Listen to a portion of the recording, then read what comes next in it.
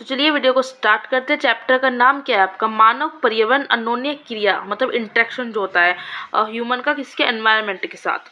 उष्ण कटिबंधीय और उपोष्ण प्रदेश, मतलब अब एक तो हम देखेंगे उष्ण कटिबंधीय प्रदेश और एक देखेंगे उपोष्ण प्रदेश। उष्ण कटिबंधीय में हम देख लेंगे अमेजन बेसिन और उपोष्ण प्रदेश में हम कौन सा देखेंगे? गंगा ब्रह्मपुत्र बेसिन। ओके, तो ह्यूमन का एनवायरनमेंट का इंटरेक्शन देखिए कि वो कैसे कैसे रहता है। फर्स्ट ऑफ ऑल हम जो बात करने वाले हैं वो अमेजन बेसिन में जीवन की बात करने वाले हैं कि जहाँ यहाँ पर जो मानव रहता है, मनुष्य रहता है, वो किस तरह से ये एनवायरनमेंट के साथ, अमेजन बेसिन का जो जीवन है, एनवायरनमेंट वहाँ के साथ किस तरह से इंटरेक्शन करेगा और किस तरह से रहेगा। ठीक है, तो अमेजन अगर बेसिन की बात कर रहे हैं हम, तो आयतन के हिसाब से देखें तो विश्व की सबसे बड़ी ये नदी है और लंबाई के हिसाब से दूसरी नदी है। लंबाई के हिसाब से दूसरी आती है, आयतन के हिसाब से विश्व की सबसे बड़ी आती है, याद रखना है आपको। उष्ण कटिबंधीय प्रदेश कर्क रेखा और मकर रेखा के बीच है। ठीक है, जैसे बीच में आपको पता है 0 डिग्री अक्षांश होता है विषुवत रेखा। ठीक है, और ये आपका क्या है 23.5 डिग्री और ये भी 23.5 डिग्री, एक आपका कर्क एक मकर रेखा है। तो कर्क और मकर रेखा के बीच में ये आपका क्या होता है, भूमध्य रेखा 0 डिग्री है। उसके 10 डिग्री उत्तर से और 10 डिग्री दक्षिण के मध्य भाग को भूमध्य रेखा प्रदेश कहते हैं। 10 डिग्री उत्तर मतलब ऊपर की साइड जाओगे और 10 डिग्री दक्षिण मतलब नीचे की साइड जाओगे। तो इनके जो बीच का भाग है वो आपका क्या है, भूमध्य रेखा प्रदेश, मतलब ये वाला सिरा, ये वाला पूरा पार्ट और ये वाला पूरा पार्ट आपका क्या है, ये आपका भूमध्य रेखा प्रदेश है। ठीक है,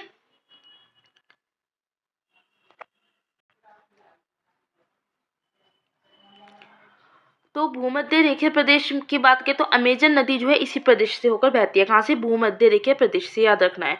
पश्चिम में पर्वतों से निकलकर पूर्व में अंध महासागर में पहुंचती है और यह नदी जो है बेसिन, ब्राजील के भाग और पेरू के भाग, बोलिविया, इक्वाडोर, कोलंबिया, वेनेजुएला के भागों से प्रवाहित होती है। याद रखना है, यह नदी कहाँ से होती है? ब्राजील।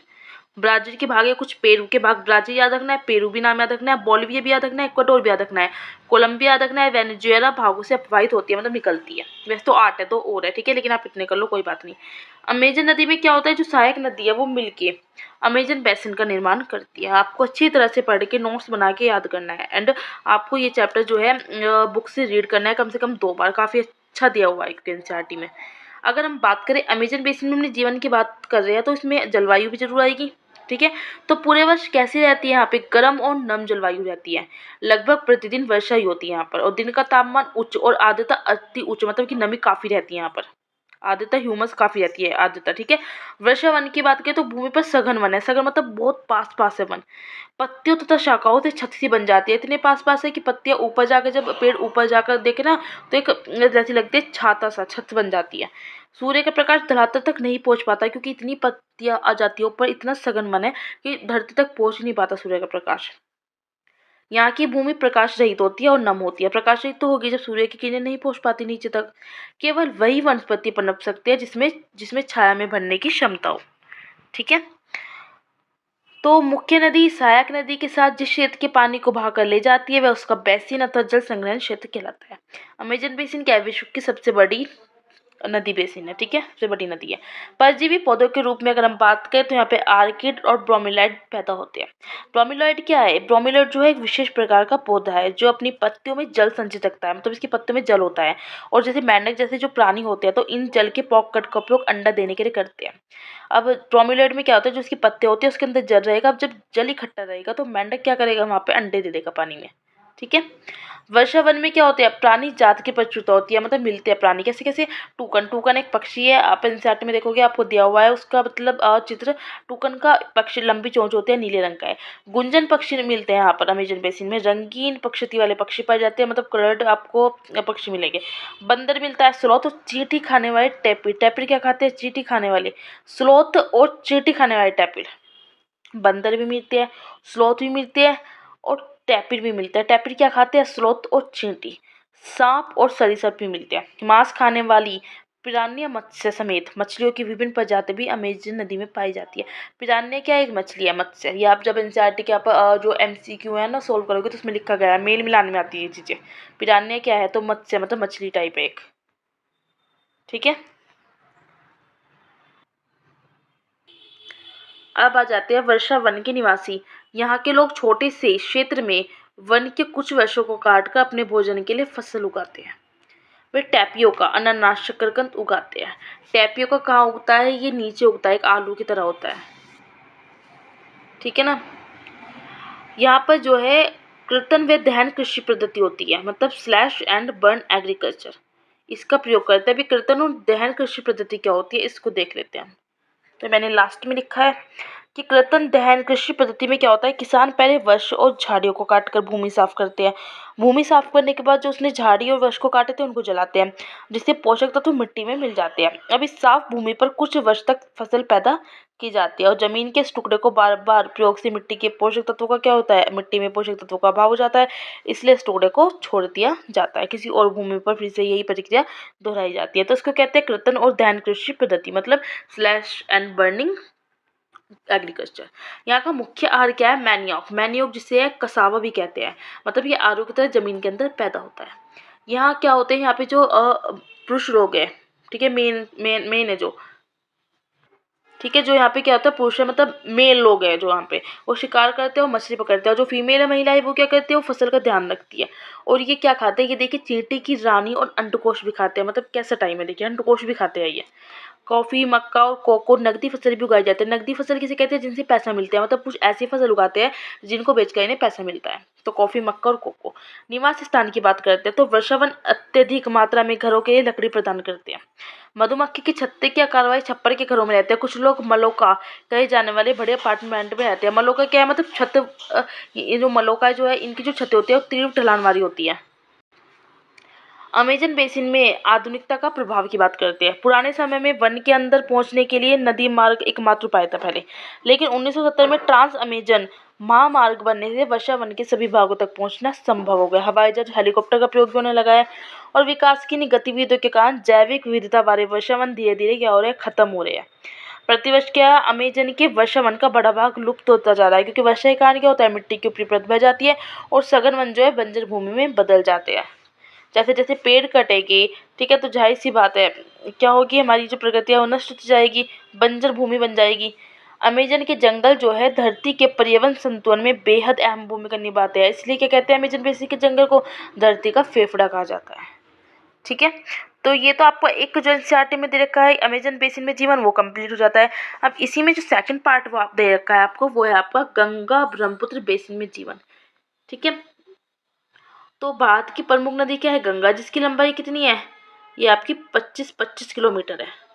ठीक है, 2525 किलोमीटर, 2525 किलोमीटर, 1400 किलोमीटर इसका अपवाह क्षेत्र कहाँ तक है, बिहार में, उत्तर प्रदेश में है। गंगा नदी की बात करें तो गंगोत्री हिमनद से निकलते हैं, वहाँ अलकनंदा भागीरथी के नाम से जानी जाती है। तो क्वेश्चन पूछ जाता है अलकनंदा भागीरथी के नाम से कौन सी नदी जानी जाती है, तो गंगा। ब्रह्मपुत्र की बात भी किया तो ब्रह्मपुत्र क्या है, मानसरोवर झील से निकलती है, कहाँ से, मतलब तिब्बत से। लंबाई कितनी, 2880 किलोमीटर। तिब्बत में से सांगपो कहते हैं ब्रह्मपुत्र को। पूछा जाता है कि सांगपो किस नदी को कहते हैं, तो ब्रह्मपुत्र को कहते हैं।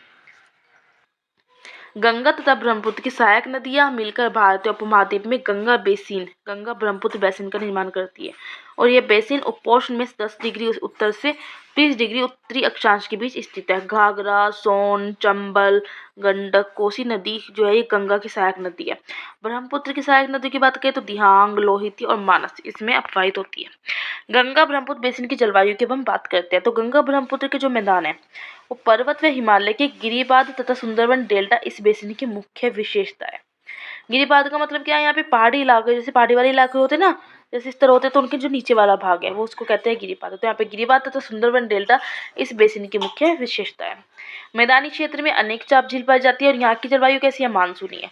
अब बात करते हैं गंगा ब्रह्मपुत्र बेसिन की बसावट कैसी है। तो तीव्र ढाल वाले पर्वतीय जो क्षेत्र है वो बसने के लिए प्रतिकूल है, क्योंकि जो ढाल वाले होते हैं वहाँ पर कम लोग निवास करते हैं बहुत, और मानव प्रवास के लिए देखें तो मैदानी क्षेत्र उपयुक्त है। मिट्टी कैसी यहाँ की, उपजाऊ है, और मिट्टी कौन सी, जलोढ़ मिट्टी है। समतल भूमि है तो मुख्य व्यवसाय क्या है, कृषि है, समतल भूमि पे कृषि की क्रिया होती है। गंगा ब्रह्मपुत्र बेसिन में कृषि की बात करें तो धान यहाँ की मुख्य फसल है, जिसे पैडी कहते हैं, चावल। धान की खेती कहाँ होती है, जहाँ पे जल अच्छी मात्रा में हो, तो पर्याप्त जल की आवश्यकता होती है, उसी क्षेत्र में धान की खेती की जाती है, अधिक वर्षा वाले क्षेत्रों में। अन्य फसल कौन सी है, धान के अलावा गेहूँ, मक्का, ज्वार, चना, बाजरा। गन्ना व जूट क्या है, नगदी फसल। नगदी फसल मैंने आपको बताया जहाँ से पैसा मिले। मैदान के कुछ क्षेत्रों में केले के बागान भी है। पश्चिम बंगाल और असम में क्या है, चाय के बागान। बात करें अगर हम बिहार और असम के कुछ भागों में सिल्क के कीड़ों का संवर्धन कर सिल्क का उत्पादन किया जाता है, उसको कहा जाता है सेरीकल्चर। मंद ढलान वाले पर्वतों पर, पहाड़ियों पर, वेदिकाओं में फसलें उगाई जाती है। वेदिकाएं किसे कहते हैं? जब खड़ी ढलानों पर समतल सतह बनाकर कृषि के लिए जब क्रिया की जाती है, ढलान को हटाया जाता है ताकि जल का प्रवाह तीव्रता से न हो। ठीक है। गंगा ब्रह्मपुत्र बेसिन की वनस्पति कैसी है? गंगा ब्रह्मपुत्र के मैदानों में सागवान, मतलब इसको टीक कहते हैं, साखू, पीपल, उष्णकटिबंधीय पर्णपाती पेड़ पाए जाते हैं। और मैदानी क्षेत्रों की बात करें तो घने घास के झुरमुट भी है। डेल्टा क्षेत्र मैंग्रोव वन से घिरा हुआ है। गंगा और ब्रह्मपुत्र नदी मिलकर सुंदरबन डेल्टा का निर्माण करती है, जो विश्व का सबसे बड़ा डेल्टा है। अब आ जाते हैं गंगा ब्रह्मपुत्र बेसिन में वन्य जीव कौन से? तो हाथी, बाघ, हिरन, बंदर पाया जाता है। एक सिंग वाला गैंडा ब्रह्मपुत्र के मैदानी क्षेत्रों में पाया जाता है। एक सिंग वाला गैंडा जो है काजीरंगा राष्ट्रीय उद्यान असम में पाया जाता है। डेल्टा क्षेत्र में बंगाल टाइगर, मगर और टाइगर पाया जाता है। जलीय जीव की बात करें तो रोहू, कतला, हिल्सा, ये सभी क्या है? मछलियों की लोकप्रिय प्रजाति है जो पाई जाती है। मछली और चावल लोगों का मुख्य आहार है। अब बात करते हैं गंगा ब्रह्मपुत्र बेसिन के प्रमुख शहर और कस्बे। इलाहाबाद, कानपुर, वाराणसी, लखनऊ, पटना, कोलकाता जैसे 10 लाख से अधिक आबादी वाले शहर गंगा नदी के तट पर ही स्थित है। और इन शहरों तथा यहाँ स्थित उद्योगों से क्या होता है? गंदा पानी निकलता है नदी में, जिससे क्या हो रही है? गंगा नदी प्रदूषित होती जा रही है। गंगा ब्रह्मपुत्र बेसिन में यातायात के 4 मार्ग है जो मैंने आपको बताया, सड़क मार्ग, जलमार्ग, रेल मार्ग और वायु मार्ग। कोलकाता हुगली नदी पर स्थित एक महत्वपूर्ण पत्तन है, बंदरगाह है। अगर थोड़े दिन चार्ट में दिया गया है कि आगरा में यमुना के किनारे ताजमहल है। उत्तर प्रदेश में, बिहार में क्या है? बौद्ध स्तूप है। लखनऊ में इमामबाड़ा है, लखनऊ का जो इमामबाड़ा बहुत फेमस है। असम का काजीरंगा और मानस वन्य जीव अभ्यावन फेमस है। और गंगा और ब्रह्मपुत्र नदी के अलावन जल में एक प्रकार की डॉल्फिन मिलती है, जिसे स्थानीय भाषा में क्या कहते हैं? सुस, मतलब अंधी डॉल्फिन कहते हैं। और इस सुस की उपस्थिति से ही जल की शुद्धता का पता लगता है कि गंगा कितनी शुद्ध है, नहीं है, गंगा का जो पानी है।